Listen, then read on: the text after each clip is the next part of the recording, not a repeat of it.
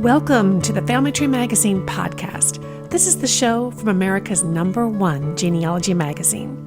I'm Lisa Louise Cook. It's a wonderful thing to have old family photos, but organizing them can present quite a challenge. They may be in loose boxes or stuck in old magnetic albums or other albums that are falling apart. So to help us tackle the daunting task of preserving your treasured photos is my guest, the photo detective, Maureen Taylor. Hi, Maureen. Hey, Lisa. How are you? I'm doing great. I'm excited about this topic. I know pretty much everybody struggles with the physical version of photos, right? I mean, we're all taking digital now, but in family history, hopefully we have lots and lots of the paper kind. Well, let's hope so. But yeah, everyone struggles with the paper stuff. Like, what are they going to do with it? It takes up space. What can they keep? What can they get rid of? Yes. I mean, it's a lot more than the digital. Just click and delete. So, well, and you're helping them deal with that in the January and February issue of Family Tree Magazine. Your article's called Photographic Memory, and you laid out 7 steps to preserve and organize family photos. So I would love to go through those with you today here for our podcast audience, because I know they're gonna love this article. And number 1, I think, sounds like the hardest one, Maureen. You say that we have to start weeding out our photos. Do we really? There are photos you don't need. Yeah. I mean, there are photos I don't need. Like double prints. Do you really need double prints? Can you gift those double prints to someone? I was cleaning out a box a couple of years ago, and I found a little box of slides from one of my good friend's weddings. I was in the wedding party, right? And I don't need all these pictures of her relatives. I think I always meant to give them to her. And I asked her, I said, I have all these pictures of your wedding. And she goes, I have no candid photographs of my wedding. I would love them. Oh, great. Problem solved. Off they went. Yes. And you have to think in terms of, what's that photo going to be worth to you genealogically in 50 years? I don't know about you, but, we all go on vacation, right? You're about to go on vacation, you said. Yes. And you'll probably take a lot of beach photos. But in 2 years, if you haven't labeled those, are you going to know which beach it is unless it's a really distinctive beach? Yes. Right. You probably You're right. don't need those. Your descendants are going to be overwhelmed. This is what I hear from people, that they're overwhelmed with the number, particularly slides, that their parents and grandparents have left them. Boxes and boxes of carousel trays. Mm-hmm.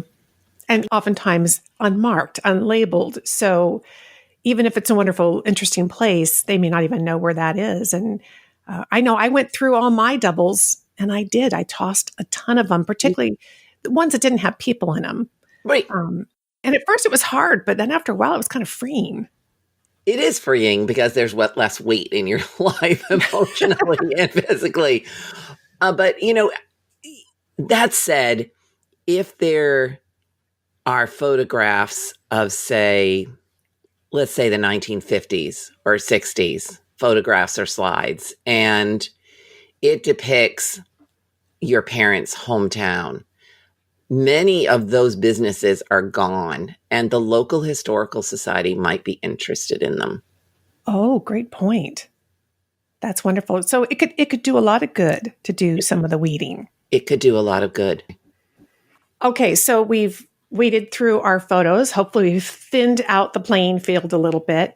And then that takes us to step number 2, which you say is to scan your prints. Do you digitize all your photos?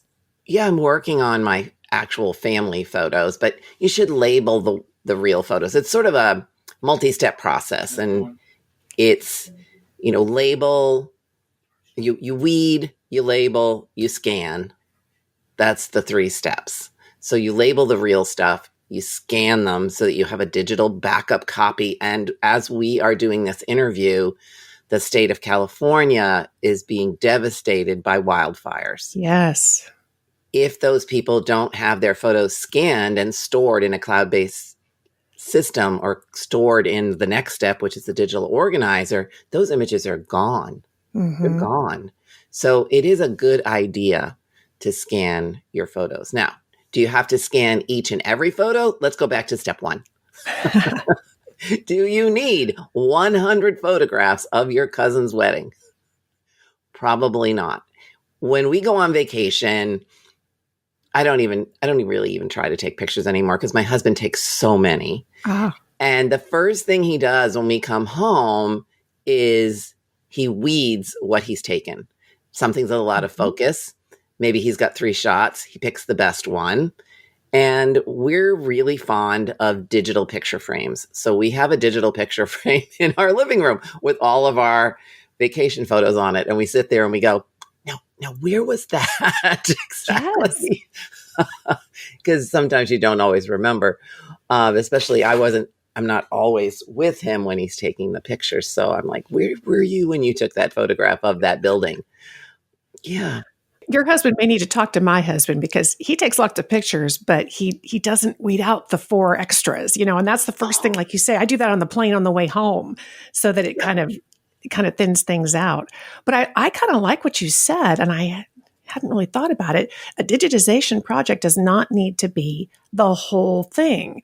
It's really having the end in mind, which is your kids and your grandkids, and they may not want and need all those. And think how much time that would save to not have to scan every single photo. I love that. Yeah. How many pictures do you need to tell the story of an event? Yeah. Oh, good point. Yes, absolutely. Yeah. You mentioned a digital organizer, and that's your step number 4. Tell us what those are and how you pick one. So once you have things digitized, and I'm going to say right now, it is a good idea to think about the digital organizers that are out there in the market. And I'm sure Family Tree Magazine has an article, examining them all.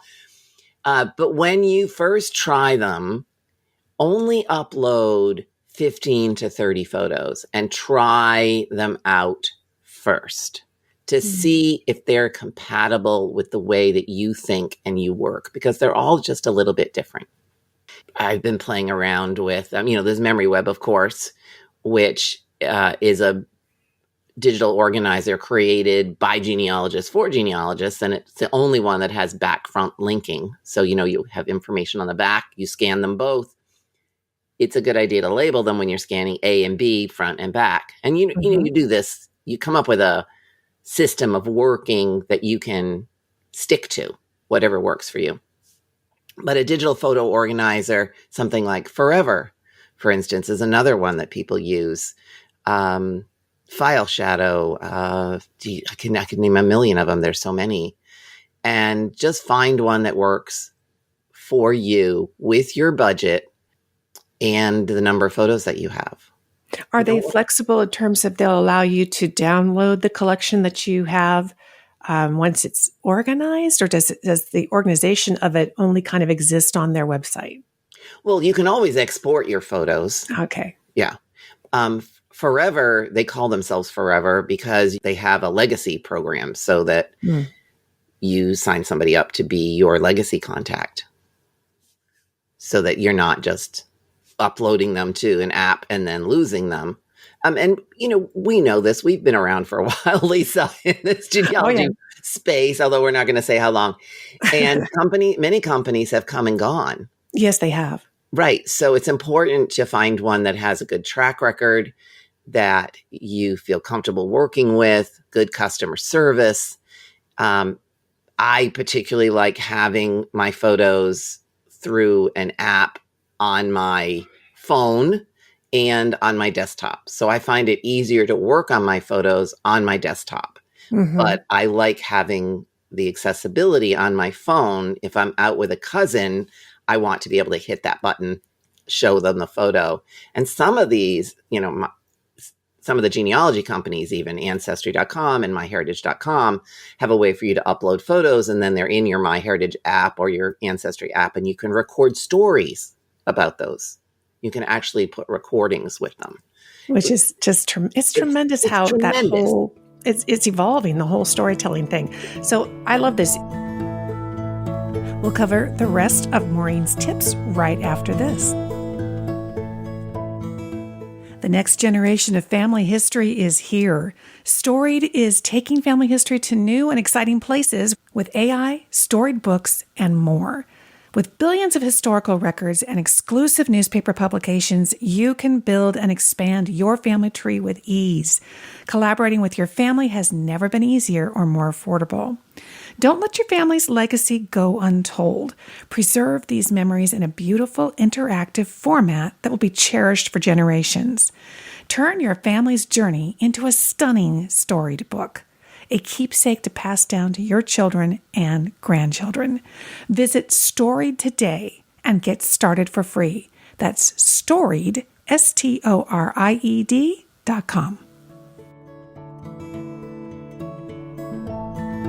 In the article, I know you talk about several of these organizing programs, and I like your advice. Don't put everything in and then figure it out. Put a handful.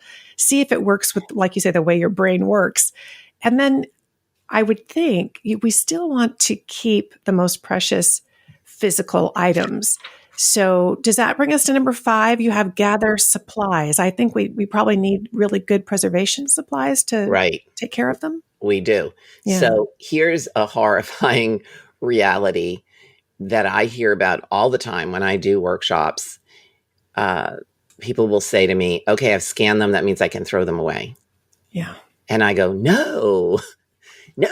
And there's a number of organizers on social media who, reinforce that idea. And I'm like, absolutely not. You need a few simple supplies to store your photos. Now, you've weeded them, so you've gotten rid of stuff that you probably will never need. Or if you just can't part with them, scan them first, but then still weed. Right. You need things like acid-free, lignin-free storage containers. You need polyester sleeves for them. And it's up to you whether you want to put all of your prints in polyester sleeves or not. I mean, that could add up to quite a bit if you're looking at snapshots that you took in the 1960s or the 1970s. But for the older stuff, the stuff before your lifetime, I think it's worth putting them all in sleeves, because if you're going to take them out and look at them, and you will look at them again, if you're a genealogist, because there's always something you've missed. Maybe you forgot to scan the back. Maybe it cut off a couple of words when you scanned it and you didn't notice it right away. That will protect your images both from abrasion, but also your hands. If you've got hand cream on, or, we have oils on our hands all the time. So you just want to make sure that the really old stuff is very protected. Well, and I remember back years, probably 20 years ago, I was scanning some photos and I was doing them, I think, as bitmap images or something. I wasn't getting them in the right format, and then formats change, so the technology keeps changing, but those beautiful paper photos remain the same in the original condition. We always have that option to go back and do it again if we need to, or, get a new version of it.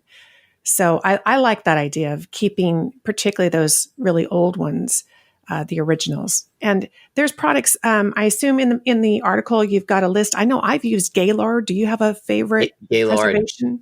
Gaylord's the long living company. Yeah. Yes. Can't really do any better. Makes a difference. Mm-hmm. So we've got some supplies. Number 6 was to pick the right storage space. Uh-oh. I hope I've got room in my house. Where do you suggest? Well, not your garage. Not in Texas. Not in your garage. If you have a basement, likely not a basement, and definitely not an attic, because they all come with hazards, right? Your garage, you're exposed to elements sometimes. The temperature and humidity changes. Your car, maybe you park your car in there. Your basement has moisture. You can have flooding. The attic, the same thing, temperature and humidity. I look for a windowless closet. in my house. Actually, I had cabinets built into my office for the storage of my family photos Oh, how nice. because I couldn't find exactly the right space in this house. So I had some cabinets built, and they're all stored in there. That's what you're looking for. Something where there's not going to be a lot of temperature and humidity fluctuation, not near a water pipe, not near a fireplace, things like that make common sense. So you're looking for a stable environment. And I imagine once you get all that digitizing done and you have them, you can work with them on your computers, but then we could put them up on those high spots where we don't get to very often that might be unused space. So it's not going to impact the closet too much. Exactly. And you've stored them all in the proper supplies. And in the article, I talk about format specific storage, like daguerreotypes and slides and all of that. And those boxes and sleeves and things that you can buy from Gaylord give your photographs a buffer between the external temperature and humidity changes and what's happening in the box. So yeah, you can put them up high. Great. Just don't put your glass negatives up high. That's all. Yeah. Yeah, that's probably a good point. And that takes us to the final step, which is to prepare for a disaster. What is one of your favorite ways to go about kind of making sure you got the backups set up? Well, you can buy a lot of supplies if you want, things like blotting paper and things, and you can find instructions on how to use that. I mean, all areas of the country have some sort of disaster, right? I live on the East Coast. We periodically get hurricanes. We get blizzards. We even lately have been getting tornadoes. So there's a lot of stuff happening. You want to make sure that you, one, of course, have everything scanned, have everything stored. So if that's the most important thing you want to grab, that you can just grab it and put it in your car and go. I know that those plastic tubs that you use for storage are not good for your photos because they smell like plastic. But if you are going to get a flood and you can put your photos in those tubs for temporary reasons to protect them from things, you want to make sure you know the number and the name of a local conservator, someone that can help you afterwards if there's a problem. Things like, knowing where your shutoffs are for the house. Do you know where your water shutoff is, Lisa? We actually went on vacation once and a pipe broke while we were gone, and we had to be able to tell the neighbor where the shutoff was. I know one of my favorite things is I have a fire safe box. And so I have my scanned photos also on a terabyte hard drive, and that's inside the fire safe box. So that would be the first thing to pick up and head out the door with. Yep. So that you have something, because maybe you have too many photographs. Maybe you have a lot of photographs. But again, you have a terabyte drive, so you can just grab that and go. And I'm sure that the digital organizers, in themselves should be backups. But I don't know about you, but I want multiple. I want control. We all have a story. Early on in the sort of digital age in which we live, I was working on a book project and my computer crashed and it wasn't backed up. I had to rewrite the book, Lisa. You only have to do that once, right? Once. I have multiple backups. I have like 3 backups. I think I use a Mac, so I have iCloud, and I have Time Machine. Then I have a digital organizer.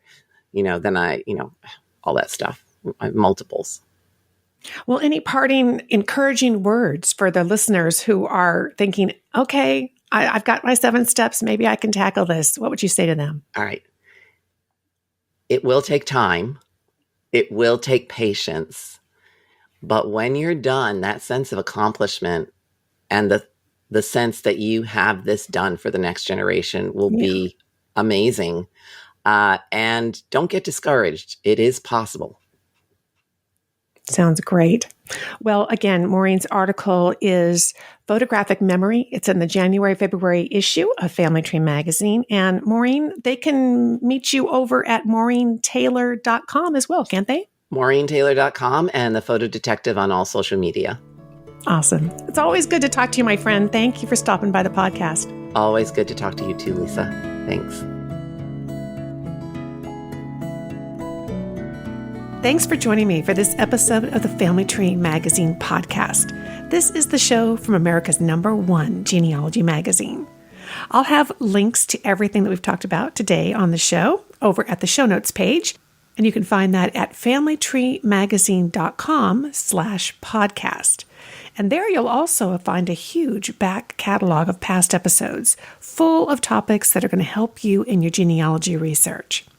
And when you stop by the website, be sure to sign up for our free newsletter.